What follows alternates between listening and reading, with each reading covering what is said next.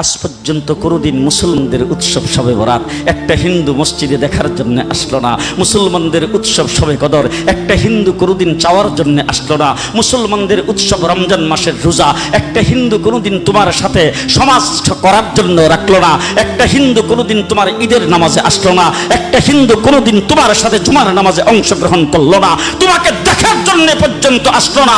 তার কারণ হলো হিন্দুরা মনে করে এটা মুসলমানের উৎসব, আর তুমি মুসলমান হইয়া হিন্দুর দুর্গা পূজায় কিভাবে গেলা?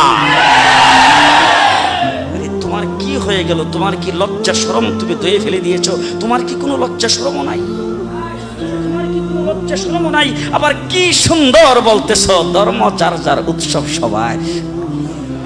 হাই হাই হাই, ও মুসলমান যুবকেরা ভালো করে শোনো, ধর্ম যার যার উৎসব সবার, তাইলে বিয়া যার যার বউ তো সবার। জি, বিয়ে যার যার বউ সবার, পুষ্কুনি যার যার মাস সবার, গাছ যার যার ফল সবার, ক্ষেত যার যার ফসল সবার, দোকান যার যার মাল সবার। এখন ঘুমাইছে কি কথা বলেন না কেন?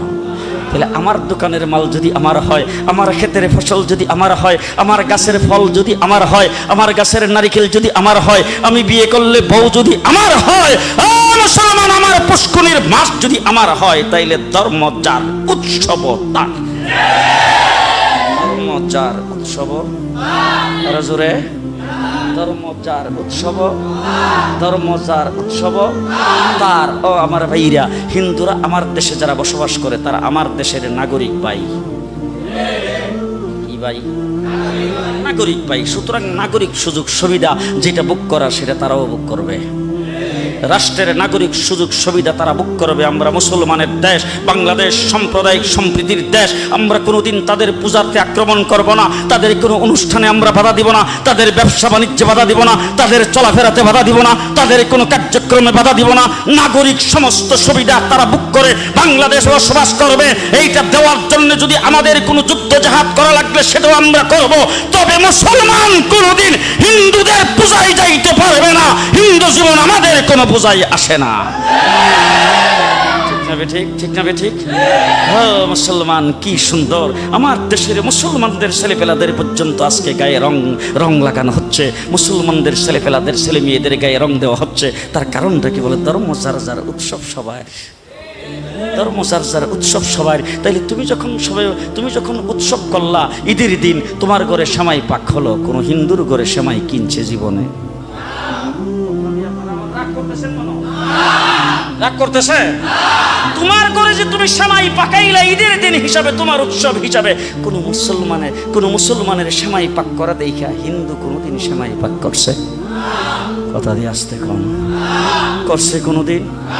তাইলে মুসলমান তুমি বুঝতে পারলাম না, তুমি কিভাবে বৈশাখ মাসের 1 তারিখে ইলিশ মাছ কিনলা? তোমার উৎসব তো হইল মুহররম মাসের 10 তারিখ, তোমার উৎসব তো হইল ঈদের দিন, তোমার উৎসব তো হইল শবে বরাত শবে কদরের দিন, তোমার উৎসব তো হইল রমজান মাসের ইফতারের সময়, তোমার উৎসব তো হইল শুক্রবার দিন জুমার নামাজের সময়। তুমি এইগুলি পালন করবা। মুসলমান হিন্দুদের উৎসব হইল মুসলমান সেই বৈশাখ মাসের 1 তারিখ। হিন্দুর ঘরে ইলিশ মাছ পাক করে পান্তা ভাত দিয়ে ভাত খাইতে পারে, তুমি মুসলমান খেতে পারো না। ঠিক?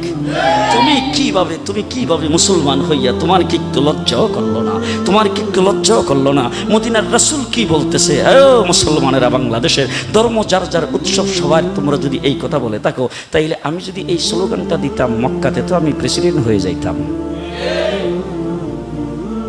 কাফেররা আইসা তো রাসূলকে প্রস্তাব দিয়েছেন, ঠিক আছে আপনার ধর্ম আপনার জায়গায় থাক, আমাদের ধর্ম আমাদের জায়গায় থাক। সুতরাং একটা কাজ করেন, আপনি একদিন করবেন আর আমরা একদিন করব।